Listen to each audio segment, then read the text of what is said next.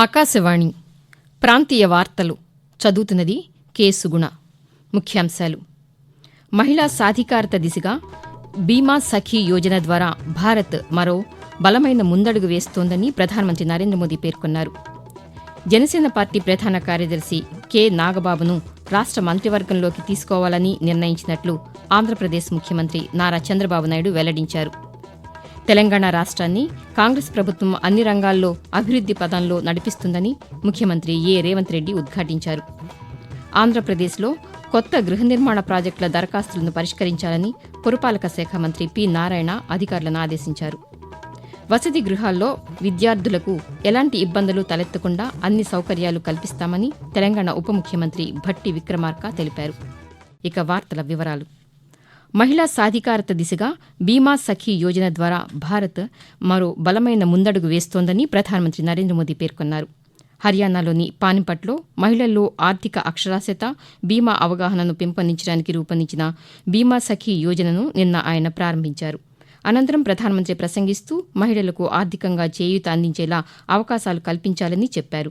గత 10 ఏళ్లలో మహిళా సాధికారత కోసం కేంద్ర ప్రభుత్వం అనేక చర్యలు తీసుకుందని ప్రధానమంత్రి పేర్కొంటూ, हमारा पूर्वी भारत है, हमारे भारत का नॉर्थ ईस्ट है और ऊर्जा का ऐसा ही महत्वपूर्ण स्रोत है हमारे देश की नारी शक्ति, भारत की नारी शक्ति। भारत को विकसित बनाने के लिए हमें अतिरिक्त ऊर्जा, ये कोटि कोटि हमारी माताएं बहनें हैं, हमारी नारी शक्ति है, वही हमारी प्रेरणा की स्रोत रहने वाली है.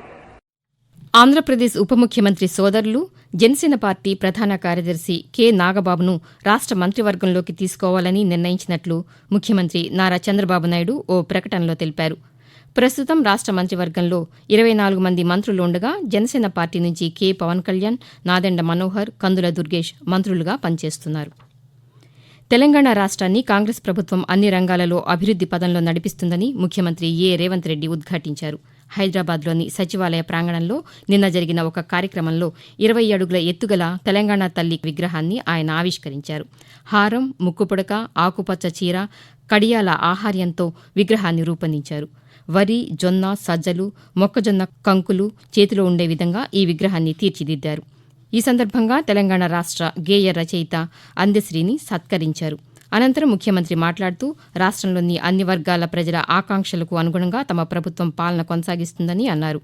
తెలంగాణ రాష్ట్ర ఆవిర్భావం కోసం పోరాటం చేసిన వారికి అన్ని విధాలా న్యాయం చేస్తామని రేవంత్ రెడ్డి పేర్కొంటూ, సంక్షోభం నుంచి సంక్షేమం వైపు, అవినీతి నుంచి అభివృద్ధి పదం వైపు, ఈ తెలంగాణని విధ్వంసం నుంచి పునర్నిర్మాణం వైపు ఏ విధంగా ముందుకు తీసుకు వెళ్లాలనుకుంటున్నామో మొదటి సంవత్సరం పూర్తి చేసుకున్న సందర్భంలో భవిష్యత్ కార్యాచరణను రాబోయే రోజుల్లో శాసనసభలో విధి విధానాలను ప్రకటించడమే కాకుండా వీటి పట్ల చర్చ చేపట్టి తెలంగాణను అభివృద్ధి పదం వైపు నడిపించే బాధ్యత ప్రభుత్వం తీసుకుంటుంది. మరోవైపు తెలంగాణ తల్లి విగ్రహాన్ని అధికారికంగా ఆమోదిస్తూ ప్రభుత్వం ఉత్తర్వులు జారీ చేసింది. ప్రతి ఏటా డిసెంబర్ 9వ తేదీన తెలంగాణ తల్లి అవతరణ ఉత్సవాన్ని జరపాలని నిర్ణయించింది. తెలంగాణ తల్లి చిత్రాన్ని బహిరంగంగా లేదా సామాజిక మాధ్యమాల్లో అగౌరవపరచడం, అవమానించడాన్ని నేరంగా పరిగణించనున్నట్లు జీవోలో పేర్కొంది. ఆంధ్రప్రదేశ్లో కొత్త గృహ నిర్మాణ ప్రాజెక్టులు, లేఅవుట్ల రిజిస్ట్రేషన్లకు సంబంధించిన దరఖాస్తులను పరిష్కరించాలని పురపాలక శాఖ మంత్రి పి నారాయణ అధికారులను ఆదేశించారు. రాష్ట స్థిరాస్తి వ్యాపార ప్రాధికార సంస్థ ఏపీ రేరా వద్ద అపరిష్కృతంగా ఉన్న 85 దరఖాస్తులని మంత్రి నిన్న పరిష్కరించారు. ఈ సందర్భంగా ఆయన మాట్లాడుతూ, ఇక నుంచి వారానికి 2 రోజుల పాటు కమిటీ సమావేశమై దరఖాస్తులని వేగవంతంగా పరిష్కరించాలని సూచించారు. కొత్త ప్రాజెక్టుల రిజిస్ట్రేషన్ల కోసం వ్యాపార సంస్థలు రెరాకు చేసే దరఖాస్తులలో పూర్తి సమాచారం అందజేయాలని మంత్రి తెలిపారు. ఆంధ్రప్రదేశ్లో ఎన్డీఏ కూటమి ప్రభుత్వం ఏర్పాటైన తర్వాత ధాన్యం కొనుగోళ్లలో సంస్కరణలు తీసుకొచ్చామని పౌర సరఫరాల శాఖ మంత్రి నాదెండ్ల మనోహర్ అన్నారు. శ్రీకాకుళం జిల్లా లావేరు మండలం కలిశెట్టిగూడెంలో మంత్రి నిన్న పర్యటించి స్థానిక ధాన్యం కొనుగోలు కేంద్రాన్ని పరిశీలించారు. అనంతరం ఆయన మాట్లాడుతూ ధాన్యం తడిసిపోకుండా రైతులకు టార్పాలిన్లు అందజేస్తున్నామని తెలిపారు. ఈ ఏడాది శ్రీకాకుళం జిల్లాలో 5 లక్షల టన్నుల ధాన్యం కొనుగోలు చేశామని చెప్పారు. తేమ 20% వరకు ఉన్న ధాన్యం కొంటున్నామని, రైతులు దళారులను నమ్మి తక్కువ ధరకు ధాన్యం అమ్మవద్దని మంత్రి కోరారు. ఆకాశవాణి ప్రాంతీయ వార్తలు వింటున్నారు. వసతి గృహాల్లో విద్యార్థులకు ఎలాంటి ఇబ్బందులు తలెత్తకుండా అన్ని సౌకర్యాలు కల్పిస్తామని తెలంగాణ ఉప ముఖ్యమంత్రి భట్టి విక్రమార్క తెలిపారు. హైదరాబాద్లో నిన్న ఆయన పాతికేయులతో మాట్లాడుతూ నెలలో ఒకరోజు వసతి గృహాల తనిఖీలకు కేటాయిస్తామని అన్నారు. ముఖ్యమంత్రి రేవంత్ రెడ్డితో పాటు శాసనసభ్యులందరూ వసతి గృహాలను పరిశీలిస్తారని చెప్పారు. ఈ నెల నుంచి హాస్టళ్లలో పర్యటిస్తామని, విద్యార్థులతో కలిసి భోజనం చేస్తామన్నారు. ఇందుకోసం 5,000 కోట్ల రూపాయలను కేటాయించినట్లు ఉప ముఖ్యమంత్రి వెల్లడించారు. దేశంలోని 3 రాష్ట్రాల్లో ఖాళీ అయిన రాజ్యసభ స్థానాలకు అభ్యర్థులను భారతీయ జనతా పార్టీ ప్రకటించింది. ఇందులో భాగంగా ఆంధ్రప్రదేశ్ నుంచి బీసీ సంఘం జాతీయ అధ్యక్షులు ఆర్ కృష్ణయ్యను అభ్యర్థిగా ప్రకటించింది. అలాగే హర్యానా నుంచి రేఖా శర్మ, ఒడిశా నుంచి సుజిత్ కుమార్ను అభ్యర్థులుగా ఎంపిక చేసినట్లు బీజేపీ తెలిపింది. ఇదిలా ఉండగా ఆంధ్రప్రదేశ్లో రాజ్యసభ స్థానాలకు ఎన్డీఏ కూటమి ప్రభుత్వం అభ్యర్థులను ప్రకటించింది. తెలుగుదేశం పార్టీ నుంచి బీద మస్తాన్రావు, సానా సతీష్ రాజ్యసభకు పోటీ చేస్తారని టీడీపీ జాతీయ అధ్యక్షులు నారా చంద్రబాబు నాయుడు ప్రకటన విడుదల చేశారు. ప్రపంచంలో ప్రతి ఒక్కరూ ఎటువంటి వివక్షకు గురికాకుండా సమాన హక్కులతో జీవించాలన్న అంశంపై అవగాహన కల్పించే ఉద్దేశంతో ఈరోజు అంతర్జాతీయ మానవ హక్కుల దినోత్సవం నిర్వహిస్తున్నారు.